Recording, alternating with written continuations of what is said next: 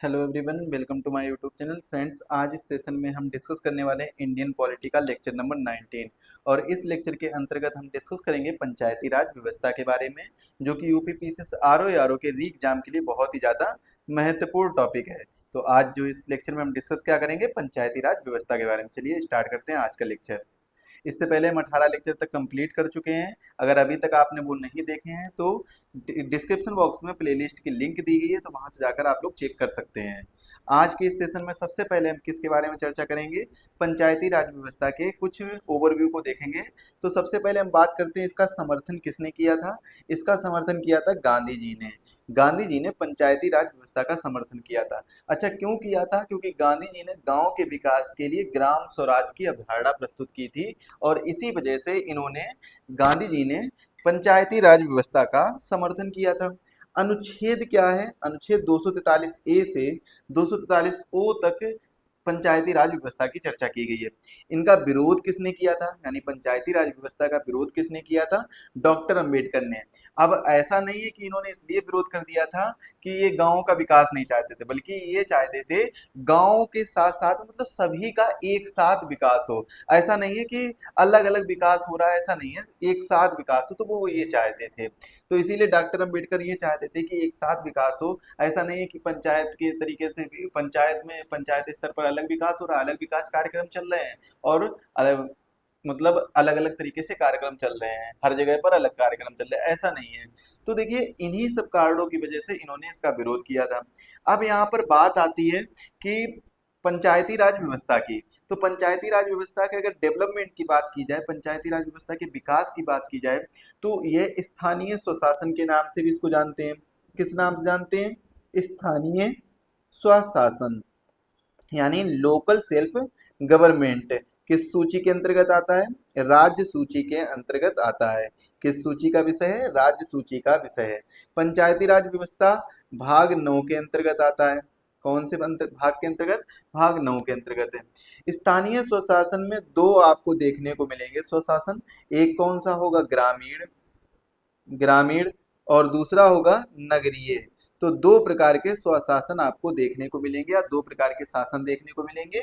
एक तो ग्रामीण शासन, दूसरा नगरीय शासन।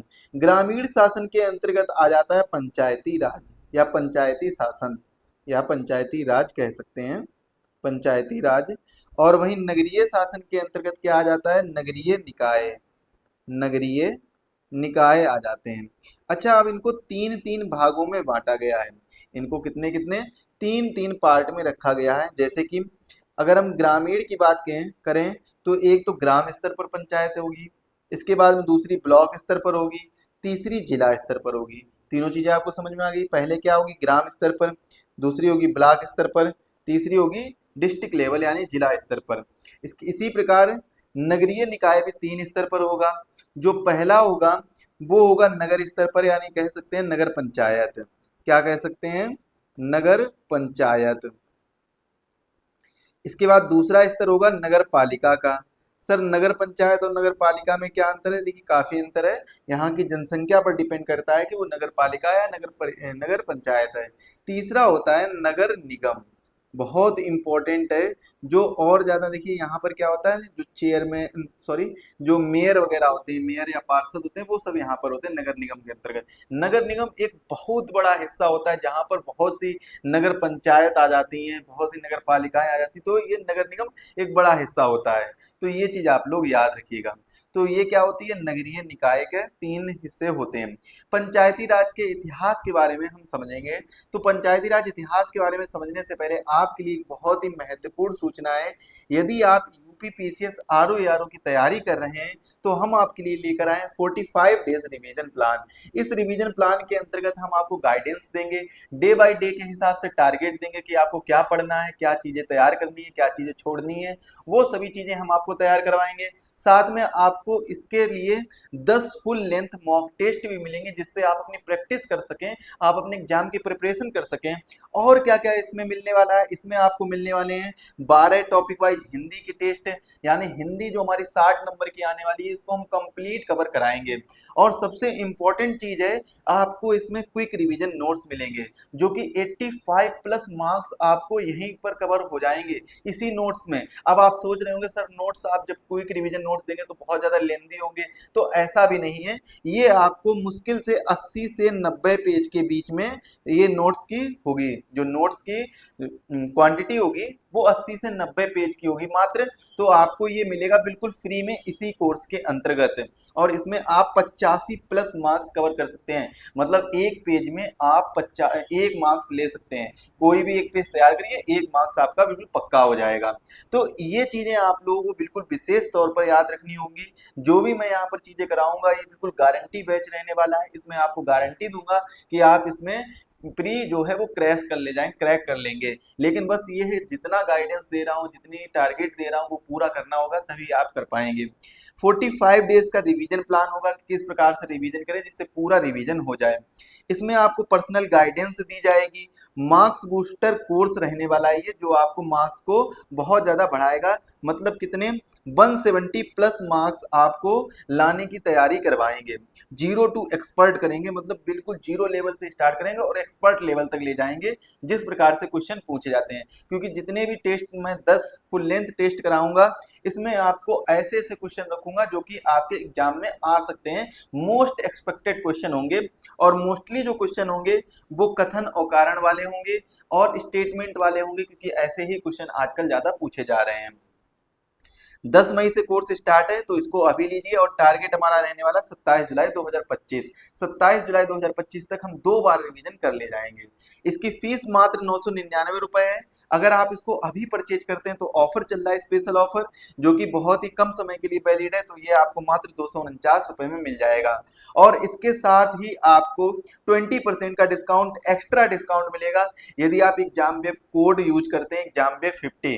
तो इसके तहत आपको 50 रुपए की यानी 20% की छूट मिल जाएगी। तो ये कोर्स मात्र आपको मिलेगा कितने में, 199 में। तो 199 में ये कोर्स लेने के लिए अभी हमसे कांटेक्ट करें दिए गए नंबर पर, 9643622801 पर कांटेक्ट करें, या फिर एग्जाम वेब ऐप डाउनलोड करें, वहां से जाकर आप कोर्स परचेज कर सकते हैं। गाइडेंस दी जाएगी, जो हमारी फैकल्टी है वो Vishal sir, Akash sir and Alok sir और राजीव सर, इनके द्वारा आपको गाइडेंस दिया जाएगा, पूरा प्रोग्राम चलाया जाएगा और डे बाय डे के हिसाब से प्लान किया जाएगा। चलिए आगे देखते हैं। इस कोर्स में जो हम पॉलिटी का सेशन पढ़ रहे हैं, तो इसमें हम सबसे पहले देखेंगे पंचायती राज के इतिहास के बारे में, यानी हिस्ट्री के बारे में समझने का प्रयास करते हैं। आखिर पंचायती राज का इतिहास क्या है। देखिए, अगर हम बेसिकली बात करें भारत में पंचायती व्यवस्था कब से प्रारंभ हुई थी, तो आप सोचेंगे कि जब ब्रिटिश आए थे, या फिर 1935 में पहली बार आपको देखने को मिलेगा कि पंचायती राज व्यवस्था को प्रांतीय लेवल पर स्टार्ट किया गया था, मतलब प्रांतीय स्तर पर प्रारंभ किया गया था। लेकिन ऐसा नहीं है। ये बिल्कुल जो स्टार्ट किया गया था वो कब स्टार्ट किया गया था, वो स्टार्ट किया गया था वैदिक काल में। जो वैदिक काल में एक संस्था चलती थी, किस नाम से, सभा नाम से संस्था चलती थी। तो ये क्या है, एक तरीके से नगर पंचायत या पंचायत का ही हिस्सा माना जाता है। मतलब जो ग्राम लेवल पर सभा चलती थी वो उसी समय से, इसका क्या है, वैदिक युग से पंचायती राज व्यवस्था का उदय माना जाता है। ये चीज याद रखिए। इसके बाद में 1935 के जो गवर्नमेंट ऑफ इंडिया एक्ट है, गवर्नमेंट ऑफ इंडिया एक्ट 1935, इसमें पहली बार पंचायती राज व्यवस्था को, जो पंचायती इंस्टीट्यूशन है, इसको पहली बार प्रांतीय स्तर पर प्रारंभ किया गया था। ये क्वेश्चन पूछा जाता है, इसीलिए मैंने आपको बताया है, तो ये चीज आप लोग याद रखिएगा। 1935 के भारत शासन अधिनियम के तहत पंचायतों को प्रांतीय सूची में शामिल किया गया था। क्या, कौन सी सूची में शामिल किया गया था, प्रांतीय सूची में शामिल किया गया था। गांधी जी ने गांव के विकास के लिए ग्राम स्वराज की अवधारणा प्रस्तुत की थी। अगर क्वेश्चन ये पूछा जाए कि ग्राम समाज की अवधारणा या फिर ग्राम स्वराज की अवधारणा किसने प्रस्तुत की थी, यहां पर स्वराज, तो ग्राम स्वराज की अवधारणा किसने प्रस्तुत की थी, इसका जो कॉन्सेप्ट है, जो अवधारणा है, वो गांधी जी ने प्रस्तुत की थी। और गांधी जी की इसी अवधारणा को, गांधी जी की इसी अवधारणा को बनाए रखने के लिए संविधान में एक आर्टिकल जोड़ा गया था। आर्टिकल कितना जोड़ा गया था, आर्टिकल जोड़ा गया था 40। आर्टिकल 40 जोड़ा गया था, जो कि किसका हिस्सा है, जो कि हिस्सा है आपका डीपीएसपी का, directive principle of state policy का हिस्सा है। तो ये चीज आप लोग याद रखेंगे, डीपीएसपी का हिस्सा है। तो ये बहुत ही महत्वपूर्ण बिंदु है जो कि आपको याद रखना होगा। और इसी आर्टिकल के क्रियान्वयन के लिए, मतलब आर्टिकल तो जोड़ दिया गया, क्या इसका क्रियान्वयन नहीं किया जाएगा, क्या इसको लागू नहीं किया जाएगा, तो इसी आर्टिकल के क्रियान्वयन के लिए एक के एम मुंशी की अध्यक्षता में एक समिति का गठन किया गया था। और उसकी सिफारिश पर 2 अक्टूबर 1952 में 2 अक्टूबर 1952 में एक कार्यक्रम चलाया गया था, जिसका नाम था सामुदायिक विकास कार्यक्रम। तो ये कार्यक्रम चलाया गया था, लेकिन ये कार्यक्रम किसी कारणवश असफल रहा था। कैसा रहा था, असफल रहा था, मतलब सफल नहीं हो पाया था। सामुदायिक विकास कार्यक्रम की अगर असफलता के कारणों का पता लगाने के लिए एक समिति का गठन किया गया था। उस समिति का क्या नाम था, बलवंत राय मेहता समिति, जो कि पंचायती राज व्यवस्था की पहली समिति थी जो गठित की गई थी।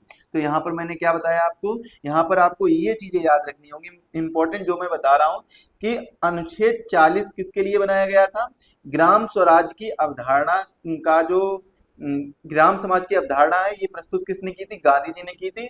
और इसी अवधारणा को बनाए रखने के लिए संविधान में अनुच्छेद 40 जोड़ा गया। और अनुच्छेद 40 के क्रियान्वयन के लिए के एम मुंशी की अध्यक्षता में, किसकी अध्यक्षता में, के एम मुंशी की अध्यक्षता में एक समिति का गठन किया जाता है। और इस समिति के अंतर्गत एक कार्यक्रम चलाया जाता है या एक प्रोग्राम चलाया जाता है। वो प्रोग्राम क्या होता है, सामुदायिक विकास कार्यक्रम, यानी सीडीपी कह सकते हैं। सीडीपी मतलब क्या हो जाएगा, कम्युनिटी डेवलपमेंट प्रोग्राम। तो ये कब चलाया गया था, ये चलाया गया था 2 अक्टूबर 1952 को। 2 अक्टूबर 1952 को ये कार्यक्रम चलाया गया था। और ये कार्यक्रम जो है वो कैसा हो गया था, फेल हो गया था। और ये किस कारणवश फेल हुआ था, रीजन पता लगाने के लिए, क्या पता लगाने के लिए, रीजन पता लगाने के लिए एक समिति का गठन किया जाता है। जो उस समिति का नाम क्या था, बलवंत राय मेहता समिति। बलवंत राय मेहता समिति का गठन किया जाता है, बलवंत राय मेहता समिति, मेहता कमेटी। तो इस कमेटी का गठन किया जाता है, ये चीज आप लोग याद रखेंगे। इसके बाद में अब बलवंत राय जो मेहता समिति है, ये कब गठित की जाती है, 1957 में। कब गठित की जाती है, 1957 में। और इसने जो अपनी रिपोर्ट है वो कब पेश की थी, रिपोर्ट भी 1957 में पेश कर दी थी। ये इंपॉर्टेंट चीज है जो कि आपको याद रखना होगा। अब इसकी रिपोर्ट में क्या क्या दिया गया था, इस समिति द्वारा सिफारिश की गई थी कि लोकतांत्रिक विकेंद्रीकरण को लागू करना, यानी जो इम्प्लीमेंट किसका करना है, डेमोक्रेटिक डिसेंट्रलाइजेशन, डेमोक्रेटिक डिसेंट्रलाइजेशन का लागू करना या इम्प्लीमेंट करना। ये महत्वपूर्ण एक रिपोर्ट थी जो इसमें पेश की गई थी या सिफारिश की गई थी। इसके बाद में इसी समिति के तहत, इसी जो बलवंत राय मेहता समिति है, इसी समिति के तहत पंचायत को 3 स्तरीय बनाया गया था। पंचायत को कैसा, त्रिस्तरीय व्यवस्था बनाई गई थी। त्रिस्तरीय व्यवस्था जो कि मैंने स्टार्टिंग में आपको बताई है। तो जो सबसे पहला लेवल होगा ग्राउंड लेवल, वो कौन सा होगा, ग्राम स्तर का। दूसरा इसके ऊपर का जो लेवल होगा वो ब्लॉक, और तीसरा जो लेवल होगा वो कौन सा होगा, डिस्ट्रिक्ट लेवल होगा। तो इसी प्रकार से त्रिस्तरीय पंचायती राज व्यवस्था को अपनाया गया था, किसके द्वारा, बलवंत राय मेहता समिति के द्वारा, जिसकी जिसकी स्थापना कब हुई थी, बलवंत राय मेहता समिति की 1957 में। और रिपोर्ट भी इसने अपनी 1957 में ही पेश की थी। और किस कारणवश की थी, वो चीजें मैंने आपको यहाँ पर बताई हैं। अब देखते हैं आगे, जो इस समिति की सिफारिश के तहत, इस समिति की सिफारिश के तहत सबसे पहले पंडित जवाहरलाल नेहरू द्वारा राजस्थान के नागौर से पंचायती राज व्यवस्था की शुरुआत की गई थी। अब पंचायती राज व्यवस्था की शुरुआत सबसे पहले कब की गई थी, तो की गई थी 2 अक्टूबर को। पंचायती राज व्यवस्था की शुरुआत कब की गई थी, पंचायती राज व्यवस्था, इसको लिख लीजिएगा आप लोग, पंचायती राज व्यवस्था की शुरुआत, व्यवस्था, तो इसकी शुरुआत की गई थी 2 अक्टूबर 1959 को। तो 1959 को, 2 अक्टूबर 1959 को पंचायती राज व्यवस्था की शुरुआत की गई थी। कहां पर की गई थी, राजस्थान के नागौर में, राजस्थान के नागौर में इसकी शुरुआत की गई थी। ये चीज आप लोग याद रखिएगा जो कि महत्वपूर्ण है। इसके बाद में किसके द्वारा की गई थी, पंडित जवाहरलाल नेहरू के द्वारा की गई थी, पंडित जवाहरलाल नेहरू के द्वारा इसकी शुरुआत की गई थी। ये इंपॉर्टेंट है। इसके बाद में क्वेश्चन ऐसे भी इसमें पूछा जाता है कि वह कौन सा राज्य है जिस राज्य में सबसे पहले पंचायती राज व्यवस्था की शुरुआत की गई थी। तो वो कौन सा राज्य है? राजस्थान राज्य है। कब की गई थी? 2 अक्टूबर 1959 को। दूसरा राज्य कौन सा है? ये तो सबसे पहला राज्य हो गया। ये कैसा हो गया? पहला राज्य हो गया। अब सर दूसरा राज्य भी बता दीजिए। तो दूसरा राज्य है आंध्र प्रदेश। दूसरा राज्य कौन सा है जो पंचायती राज व्यवस्था को शुरुआत करने वाला? दूसरा राज्य आंध्र प्रदेश है। और आंध्र प्रदेश ने शुरुआत की थी 11 अक्टूबर 1958 को। सॉरी, आंध्र प्रदेश ने कब शुरुआत की थी? 11 अक्टूबर को। 11 अक्टूबर 11 अक्टूबर को शुरुआत की थी इसने, आंध्र प्रदेश ने। इसके बाद में वह राज्य जिसने सर्वप्रथम 73वें संविधान संशोधन को लागू किया था। यानी 73वां संविधान संशोधन किसके लिए था? पंचायती राज व्यवस्था के लिए था। भाग 9 जोड़ा गया था, अनुसूची 11 जोड़ी गई थी। लेकिन वह कौन सा राज्य है जिसने सबसे पहले 73वें संविधान संशोधन को लागू किया गया था? लागू किया था। ये राज्य कौन सा है? मध्य प्रदेश। मध्य प्रदेश वह राज्य है जिसने सबसे पहले 73वें संविधान संशोधन को, 73वां संविधान संशोधन कब हुआ था? 1992 में हुआ था। तो 73वें संविधान संशोधन को लागू करने वाला पहला राज्य कौन सा है? मध्य प्रदेश है।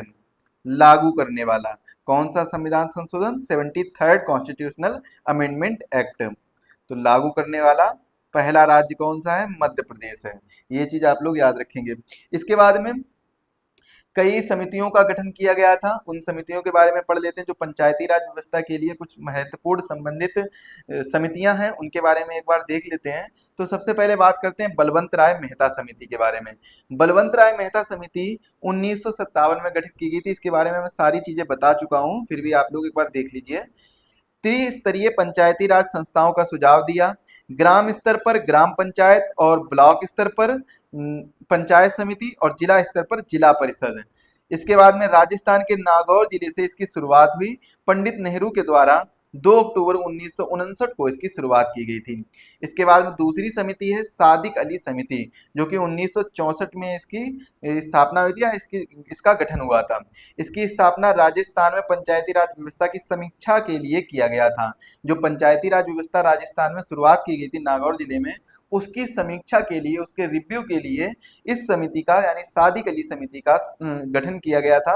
और इसने सुझाव दिया था कि प्रधान व जिला प्रमुख के चुनाव बृहत्तर निर्वाचक मंडल द्वारा करवाया जाए, जिसमें ग्राम पंचायत के अध्यक्ष व अन्य सदस्य शामिल हो सकें। इसके बाद में अशोक मेहता समिति 1977 में, इसने सुझाव दिया था कि जिला स्तर पर जिला परिषद होगा और ग्राम स्तर पर मंडल पंचायत होगा। तो अशोक मेहता समिति ने 1977 में अपने रिपोर्ट में सिफारिश की थी या सुझाव दिया था। 2 अक्टूबर 1962 को सामुदायिक विकास कार्यक्रम की शुरुआत हुई, जिसमें ग्रामीण विकास की लगभग सभी गतिविधियों को शामिल किया गया। और 1957 को राष्ट्रीय विकास परिषद ने कम्युनिटी डेवलपमेंट प्रोग्राम के कार्य पर विचार करने के लिए बलवंत राय मेहता समिति का गठन किया था। इनके बारे में हम चर्चा भी कर चुके हैं।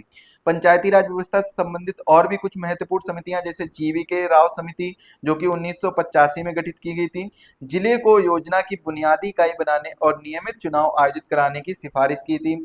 एलएम सिंघवी समिति 1986 में गठित की गई थी।